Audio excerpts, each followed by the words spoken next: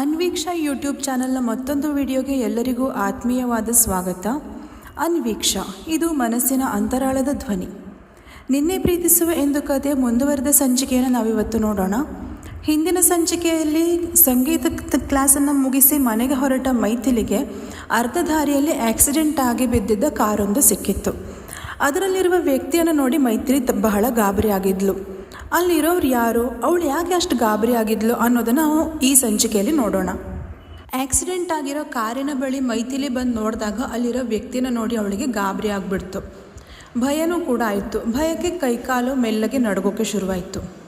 ಇವರ ಬೆಳಗ್ಗೆಯಿಂದ ಇಷ್ಟೊತ್ತು ಚೆನ್ನಾಗೇ ಇದ್ರಲ್ಲ, ಈಗ ಹೇಗೆ ಹೀಗಾಗೋಕ್ಕೆ ಸಾಧ್ಯ ಎಂದು ತನ್ನಲ್ಲೇ ಯೋಚಿಸುತ್ತಾ ನಿಂತವಳಿಗೆ ಬಾಯಿ ಬಿಟ್ಟು ಆ ವ್ಯಕ್ತಿಯ ಹೆಸರಿಡಿದು ಕರೆಯೋಕ್ಕೆ ಪ್ರಯತ್ನಿಸಿದ್ರು. ಮಾತುಗಳು ಹೊರಗೆ ಬರ್ತಾ ಇರಲಿಲ್ಲ. ಆದರೂ ಆ ವ್ಯಕ್ತಿಯನ್ನು ಆ ಸ್ಥಿತಿಯಲ್ಲಿ ನೋಡಿ ಒಬ್ಬರನ್ನೇ ಬಿಟ್ಟು ಹೋಗೋದಕ್ಕೂ ಮೈಥಿಲಿಗೆ ಮನಸ್ಸಾಗಲಿಲ್ಲ. ಸ್ವತಃ ಮೈಥಿಲಿಯ ಅರಿವಿಗೂ ಬಾರದೆ ಕಣ್ಣಿನಿಂದ ನೀರು ಇಳಿಯಲು ಶುರುವಾಗಿಬಿಟ್ಟಿತ್ತು. ಸ್ಕೂಟಿಯನ್ನು ಪಟ್ಟನೆ ಅಲ್ಲೇ ಒಂದು ಕಡೆ ಪಕ್ಕಕ್ಕೆ ನಿಲ್ಲಿಸಿ ಕಾರಿನ ಬಾಗಿಲು ತೆಗೆಯೋದಕ್ಕೆ ನೋಡಿದ್ಲು ಮೈಥಿಲಿ.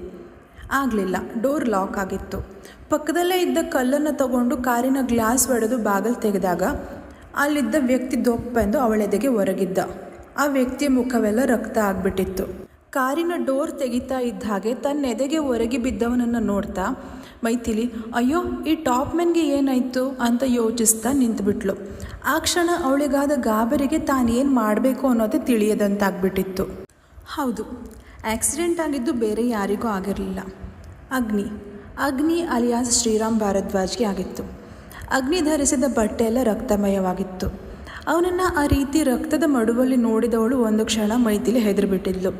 ಅಲ್ಲಿ ನಿಂತಿದ್ದ ಕಾರು, ಅವನು ಧರಿಸಿದ್ದಂಥ ಬಟ್ಟೆ, ಅವನ ಮೈಕಟ್ಟು ನೋಡಿಯೇ ಅವಳಿಗೆ ಅದು ಅಗ್ನಿ ಅನ್ನೋದು ಅರ್ಥ ಆಗಿಬಿಟ್ಟಿತ್ತು. ಮೈಥಿಲಿ ತನ್ನ ಎದೆಗೆ ಹೊರಗಿದವನನ್ನು ನೋಡ್ತಾ ಹೇಗೋ ಕಷ್ಟಪಟ್ಟು ಧೈರ್ಯ ಮಾಡಿ ಅವನ ಮೂಗಿನ ಬಳಿ ಕೈ ಹಿಡಿದು ನೋಡಿದ್ಲು. ಇನ್ನೂ ಉಸಿರಾಡ್ತಾ ಇದ್ದ ಅವನು. ಏನು ಮಾಡಲಿ ಈಗ? ಅಯ್ಯೋ ನನಗೇನು ಮಾಡಲಿ ಕೃಷ್ಣ, ಇವ್ರನ್ನ ಒಬ್ಬರನ್ನೇ ಬಿಟ್ಟು ಹೋಗೋಕ್ಕೆ ಮನಸ್ಸಾಗ್ತಾ ಇಲ್ಲ ನನಗೆ ಏನು ಮಾಡಲಿ? ಪ್ಲೀಸ್ ಕೃಷ್ಣ, ಇವ್ರಿಗೇನು ಆಗದೆ ಇರೋ ಹಾಗೆ ನೋಡ್ಕೊ, ಪ್ಲೀಸ್ ಹೇಗಾದರೂ ಇವರನ್ನು ಕಾಪಾಡು ಎಂದು ಕಾಣದ ದೇವರಲ್ಲಿ ಮೊರೆ ಇಟ್ಟಿದ್ಲು ಮೈಥಿಲಿ. ಅಗ್ನಿ ಸರ್ ಎದೇಳಿ ಪ್ಲೀಸ್ ಕಣ್ಬಿಡಿ ಸರ್, ನನಗೆ ನಿಮ್ಮನ್ನು ಹೀಗೆ ನೋಡಿ ತುಂಬ ಭಯ ಆಗ್ತಾ ಇದೆ, ಪ್ಲೀಸ್ ಒಂದೇ ಒಂದು ಸಲ ಕಣ್ಬಿಡಿ ಸರ್ ಎಂದು ಮೈಥಿಲಿ ಅಳುತ್ತಾ ಅಗ್ನಿಯ ಕೆನ್ನೆ ತಟ್ಟಿ ಎಬ್ಬಿಸುವ ಸಾಹಸ ಮಾಡ್ತಿದ್ಲು. ಆದರೂ ಅವನಿಗೆ ಎಚ್ಚರ ಅಂತೂ ಆಗ್ತಾ ಇರಲಿಲ್ಲ. ಹಾಗೆ 5-10 ನಿಮಿಷ ಸಮಯ ಕಳೆದು ಹೋಗಿತ್ತು. ಸಮಯ ಕಳೀತಾ ಇದ್ದ ಹಾಗೆ ಮೈಥಿಲಿಯ ಭಯ ಕೂಡ ಇನ್ನಷ್ಟು ಹೆಚ್ಚಾಗ್ತಾ ಹೋಯಿತು. ಸಂಜೆ ಬೇರೆ ಆಗ್ತಾ ಬಂತು. ಇಲ್ಲ, ನಾನು ಹೀಗೆ ಧೈರ್ಯ ಕಳ್ಕೊಂಡಿದ್ರೆ ಇವರ ಪ್ರಾಣಕ್ಕೆ ಅಪಾಯ ಆಗುತ್ತೆ. ಮೊದಲು ಇವರನ್ನು ಹಾಸ್ಪಿಟ್ಲಿಗೆ ಸೇರಿಸಬೇಕು. ಹಾಸ್ಪಿಟಲ್ಗೆ ಕಾಲ್ ಮಾಡಿ ಆ್ಯಂಬ್ಯುಲೆನ್ಸಿಗೆ ಬರೋದಕ್ಕೆ ಹೇಳ್ತೀನಿ ಅಂತ ತನ್ನಲ್ಲೇ ಬಡಬಡಾಯಿಸಿಕೊಂಡ್ಳು. ಅಗ್ನಿಯನ್ನು ಕಾರಿನ ಸೀಟಿಗೆ ಹೊರಗೆ ಕೂರಿಸಿ ಬೇಗ ತನ್ನ ಬ್ಯಾಗ್ನಲ್ಲಿದ್ದ ಮೊಬೈಲನ್ನು ತಗೊಂಡು ಮೊಬೈಲ್ನಲ್ಲಿದ್ದ ಒಂದು ನಂಬರ್ಗೆ ಕಾಲ್ ಮಾಡಿ ವಿಷಯ ತಿಳಿಸಿ ತಾನಿದ್ದ ಜಾಗವನ್ನು ಸಹ ಹೇಳಿದ್ಲು ಮೈಥಿಲಿ. ಆದರೂ ಅವಳಿಗೆ ಆ್ಯಂಬ್ಯುಲೆನ್ಸ್ ಬರೋವರೆಗೂ ಸಮಾಧಾನ ಅಂತೂ ಇರಲಿಲ್ಲ. ಅಗ್ನಿ ಜೊತೆಗೆ ಒಬ್ಬಳೇ ಮಾತಾಡ್ತಾ ಇದ್ಲು. ಅಗ್ನಿ ಸರ್, ಪ್ಲೀಸ್ ಎದ್ದೇಳಿ, ನೋಡಿ ನಿಮ್ಗೇನು ಆಗಿಲ್ಲ, ಏನಾಗೋದಕ್ಕೂ ನಾನು ಬಿಡೋದು ಇಲ್ಲ, ಪ್ಲೀಸ್ ಕಣ್ಬಿಡಿ ಸರ್, ಪ್ಲೀಸ್ ಒಂದೇ ಒಂದು ಸಲ ಕಣ್ಬಿಟ್ಟು ನನ್ನ ನೋಡಿ. ನಾನು ಮೈಥಿಲಿ, ಅದೇ ಬೆಳಗ್ಗೆ ನಿಮ್ಮ ಜೊತೆ ಜಗಳ ಮಾಡ್ಕೊಂಡಿದ್ನಲ್ಲ ಅವಳೇ. ನಾನು ನಿಮಗೆ ಬೆಳಗ್ಗೆ ಆ ರೀತಿಯೆಲ್ಲ ಹೇಳಬಾರ್ದಿತ್ತು. ಹಾಗೆ ಹೇಳಿದ್ದಕ್ಕೆ ನಾನು ನಿಮ್ಮ ಹತ್ರ ಸಾರಿ ಕೇಳಬೇಕು. ಪ್ಲೀಸ್ ಎದ್ದೇಳಿ ಅಗ್ನಿ, ನಿಮ್ಗೇನು ಆಗಲ್ಲ, ಪ್ಲೀಸ್ ಎದ್ದೇಳಿ ಎಂದು ತನ್ನ ದುಪ್ಪಟದಿಂದ ರಕ್ತಮಯವಾಗಿದ್ದ ಅಗ್ನಿಯ ಮುಖವನ್ನೆಲ್ಲ ಒರೆಸುತ್ತಾ ತಾನೂ ಕಣ್ಣೀರು ಹಾಕ್ತಾ ಹೇಳ್ತಿದ್ಲು ಮೈಥಿಲಿ. ಆ್ಯಂಬ್ಯುಲೆನ್ಸ್ ಡ್ರೈವರ್ ಮೈಥಿಲಿಯ ಪಕ್ಕದ ಮನೆಯ ವ್ಯಕ್ತಿಯೇ ಆಗಿದ್ದ ಕಾರಣ ಪರಿಚಯವಿದ್ದಿದ್ದಕ್ಕೆ ನೇರವಾಗಿ ಅವರಿಗೆ ಕಾಲ್ ಮಾಡಿ ಹೇಳಿದ್ಲು. ಮೈಥಿಲಿ ಕಾಲ್ ಮಾಡಿದ 10-15 ನಿಮಿಷಕ್ಕೆಲ್ಲ ಆ್ಯಂಬ್ಯುಲೆನ್ಸ್ ಅವಳಿದ್ದ ಜಾಗಕ್ಕೆ ಬಂದು ತಲುಪಿತ್ತು.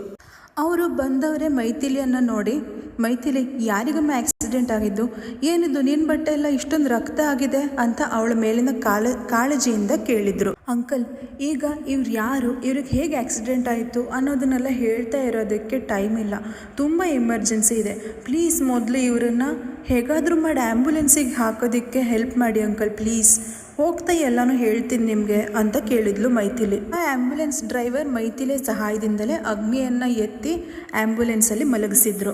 ಮೈಥಿಲಿ ಪಟ್ಟಣ ಏನೋ ಹೊಳೆದಂತೆ ಆಗಿ ಮತ್ತೆ ಕಾರಿನ ಬಳಿ ಹೋದ್ಲು. ಅಲ್ಲಿದ್ದಂಥ 1-2 ಫೈಲು, ಅಗ್ನಿಯ ಮೊಬೈಲು, ಪರ್ಸು, ಹಾಗೆ ತನ್ನ ಸ್ಕೂಟಿ ಕೀ ಎಲ್ಲನೂ ತೊಗೊಂಡು ತನ್ನ ಬ್ಯಾಗಿಗೆ ಹಾಕ್ಕೊಂಡು ಮತ್ತೆ ಆ್ಯಂಬ್ಯುಲೆನ್ಸಲ್ಲಿ ಹೋಗಿ ಕುಳಿತಳು. ಅಗ್ನಿಯನ್ನು ತನ್ನ ಮಡಿದಲ್ಲಿ ಮಲಗಿಸ್ಕೊಂಡು ಕುಳಿತಿದ್ಲು ಮೈಥಿಲಿ. ಅಂಕಲ್ ಸ್ವಲ್ಪ ಬೇಗ ಹೋಗಿ ಪ್ಲೀಸ್ ಅಂತ ಹೇಳಿದ ಮೈಥಿಲಿ ಮತ್ತೆ ಅಗ್ನಿಯ ಕಡೆಗೆ ಗಮನ ಕೊಟ್ಟಳು. ಅವನಿಗಂತೂ ಎಚ್ಚರವೇ ಇರಲಿಲ್ಲ. ಪ್ರಜ್ಞೆ ತಪ್ಪಿಕೊಂಡು ಅವಳ ಮಡಿಲಲ್ಲಿ ಮಲಗಿದ್ದ. ಆ್ಯಂಬುಲೆನ್ಸ್ ಡ್ರೈವರ್ ಮತ್ತೆ ಮೈಥಿಲಿ ಹತ್ರ, ಮೈಥಿಲಿ ಯಾರಮ್ಮ ಇವರು, ನೀನು ಯಾಕೆ ಇಷ್ಟು ಗಾಬರಿ ಆಗಿದ್ಯಾ ಅಂತ ಕೇಳಿದರು. ಅವಳು ಅಷ್ಟೊಂದು ಅಳೋದನ್ನು ಕಂಡು ಇವರಿಗೂ ಗಾಬರಿ ಆಗಿತ್ತು. ಹಾಗಾಗಿ ಮತ್ತೆ ಪ್ರಶ್ನೆ ಮಾಡಿದರು. ಅಂಕಲ್, ಇವರು ಅಗ್ನಿ ಅಂತ, ನಮ್ಮ ಇನ್ಸ್ಟಿಟ್ಯೂಷನ್ನ ಹೆಡ್ ಅಷ್ಟೇ ಅವಳಿಂದ ಹೇಳೋದಕ್ಕೆ ಆಗಿದ್ದು. ಒಮ್ಮೆ ಅಗ್ನಿ ಜೋರಾಗಿ ಉಸಿರು ಎಳೆದುಕೊಂಡಿದ್ದ. ಅವನನ್ನು ನೋಡಿ ಮೈಥಿಲಿಗೆ ಇನ್ನಷ್ಟು ಆತಂಕ, ಭಯ ಶುರುವಾಯಿತು. ಅಗ್ನಿ ಪ್ಲೀಸ್ ಎಚ್ಚರ ಆಗಿ, ಪ್ಲೀಸ್ ನೋಡಿ, ನಿಮಗಾಗಿ ನಿಮ್ಮ ಮನೆಯವರೆಲ್ಲ ಕಾಯ್ತಾ ಇದ್ದಾರೆ. ನಿಮ್ಮ ತಮ್ಮ ನಿಮ್ಮ ಜೊತೆಗೆ ಅದೆಷ್ಟೋ ಮಾತಾಡಬೇಕು ಅಂತ ಆಸೆ ಇಟ್ಕೊಂಡು ಬೆಳಗ್ಗೆಯಿಂದ ನಿಮಗೋಸ್ಕರ ಕಾಯ್ತಾ ಈಗ ಮನೆಗೆ ಹೋಗಿ ನಿಮ್ಮ ದಾರಿ ನೋಡ್ತಾ ಇರ್ಬೋದಲ್ವಾ.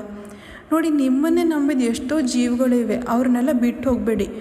ರಾಮ್ ಪ್ಲೀಸ್ ಎದ್ದೇಳಿ, ನೋಡಿ ಹಾಸ್ಪಿಟಲ್ಗೆ ಹೋಗ್ತಾ ಇದ್ದೀವಿ, ಹೇಗಾದರೂ ಮಾಡಿ ಅಲ್ಲಿವರೆಗೆ ಎಚ್ಚರ ಇರೋ ಪ್ರಯತ್ನ ಮಾಡಿ ನೀವು ಪ್ಲೀಸ್. ಆಮೇಲೆ ಡಾಕ್ಟರ್ ಹೇಗೋ ನಿಮ್ಮನ್ನು ಖಂಡಿತ ನಮಗೆಲ್ಲ ಉಳಿಸ್ಕೊಡ್ತಾರೆ ಅಂತ ಅಳ್ತಾ ಹೇಳಿದ್ಲು ಮೈಥಿಲಿ. ಅವಳಿಗೆ ಅವನನ್ನು ಆ ಸ್ಥಿತಿಯಲ್ಲಿ ನೋಡಿ ದುಃಖವನ್ನು ತಡ್ಕೊಳ್ಳೋದಕ್ಕೆ ಆಗ್ತಾ ಇರಲಿಲ್ಲ.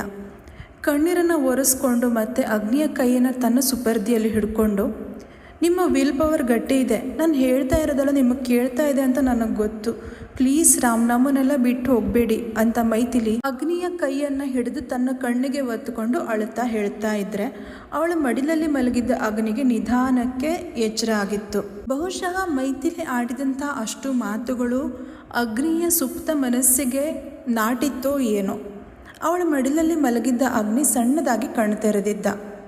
ರಾಮ್ ಪ್ಲೀಸ್ ನಿಮ್ಮವರನ್ನು ಬಿಟ್ಟು ಹೋಗಬೇಡಿ ಎಂದ ಮೈಥಿಲಿಯ ಮಾತು ಅವನಿಗೆ ಕೇಳಿಸಿತ್ತೋ ಅಥವಾ ಅವಳ ಮೊರೆ ದೇವರಿಗೆ ಕೇಳಿಸಿತ್ತೋ, ಇಲ್ಲ ಅಗ್ನಿಯ ಆಯುಷ್ಯವೇ ಇನ್ನೂ ಗಟ್ಟಿ ಇದ್ದಿತ್ತೋ ಏನೋ. ಅಗ್ನಿಯ ಉಸಿರಾಟ ಇನ್ನೂ ಕ್ಷೀಣಿಸಿರಲಿಲ್ಲ, ಎಚ್ಚರವಾಗಿಯೇ ಉಳಿದಿದ್ದ. ನಿನ್ನೆ ಪ್ರೀತಿಸುವ ಎಂದು ಕಥೆಯ ಇವತ್ತಿನ ಸಂಚಿಕೆ ನಿಮಗೆಲ್ಲ ಇಷ್ಟವಾಯಿತು ಎಂದು ಭಾವಿಸುತ್ತೇನೆ. ಮೈಥಿಲಿ ಅಗ್ನಿಯನ್ನು ಹೇಗೆ ಉಳಿಸ್ಕೊಳ್ಳಬಹುದು? ಅವಳು ಅಗ್ನಿಯನ್ನು ರಾಮ್ ಅಂತ ಕರೆದಿದ್ದು ಯಾಕೆ? ಅವನಿಗೆ ಆಕ್ಸಿಡೆಂಟ್ ಆದರೆ ಬೆಳಗ್ಗೆ ಅಷ್ಟೇ ಜಗಳ ಮಾಡಿಕೊಂಡವಳು ಈಗ ಅಷ್ಟೊಂದು ಭಯ ಪಡೋದು, ಆತಂಕ ಪಟ್ಟಿದ್ದು ಯಾಕೆ? ಇದನ್ನೆಲ್ಲ ನಾವು ಮುಂದಿನ ಸಂಚಿಕೆಯಲ್ಲಿ ನೋಡೋಣ. ಇವತ್ತಿನ ಈ ಸಂಚಿಕೆ ನಿಮಗೆ ಇಷ್ಟ ಆಗಿದ್ರೆ ದಯವಿಟ್ಟು ಲೈಕ್ ಮಾಡಿ, ಕಮೆಂಟ್ ಮಾಡಿ, ಶೇರ್ ಮಾಡಿ.